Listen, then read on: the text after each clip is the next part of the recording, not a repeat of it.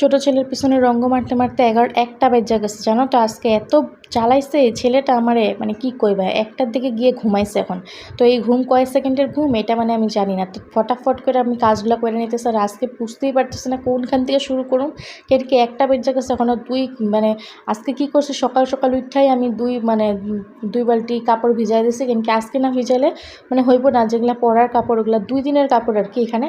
কিন্তু না, মানে ডেইলি কাপড় ধুতে লাগে জানো তো, ডেইলি কাপড় এত বাইর হয়। এখন তো বাচ্চার কাপড় বাইর হইবই। তারপরে যে বাইরে বিছনাতে সব খেলনা তার সার সব এদিকে ওদিকে করে রাখছে, এগুলো সব গুছাই নিতেছি। আর জানি না চুটকুটা কখন উঠা পড়ে জানো, তখন ভয়ে ভয়ে কাজ করতে লাগে। তো কাজ টাজ না হইলে, আর বিশেষ করে স্নানটা না হইলে অশান্তি লাগতে থাকে।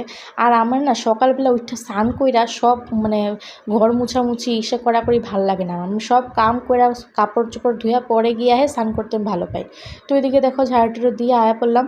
এদিকে আমি কয়েকটা যে বাসন ছিল সকালে চুটকুরে খাওয়াইছি।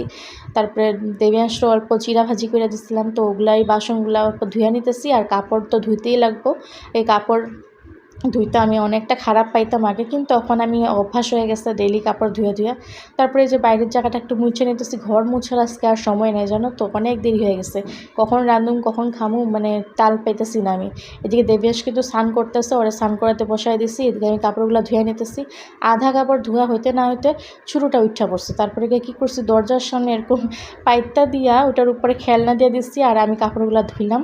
তারপরে গিয়ে আমি সব কিছু কইরা কাপড় চাপড় ধুইয়া তারপর চুটকুটার মার কাছে দিয়ে এসেছি, মানে আমার শাশুড়ি মায়ের কাছে রাখা এসেছি অল্প টাইমের লেগা। আর আমি অল্প এখানে বসছি জানো তো।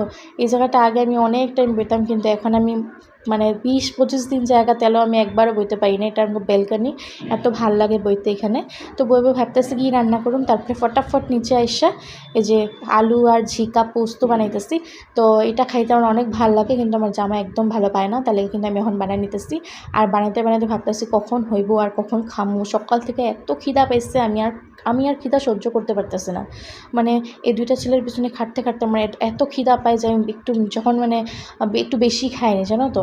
তারপরে গিয়ে যে তরকারি হইতে না হইতে আমি ভাত রেডি করে নিচ্ছি, আর ভাতটা আগে খায় নি। তারপরে গিয়ে আবার ওইটারে আনতে লাগবো, মানে ছোটো ছেলেরা আনতে লাগবো উপর থেকে। তো দেবিয়াংশটা খাওয়া দিতে লাগবো, খাইবো না এখনও, আপেল খাইছিল, একটু পরে খাইবো।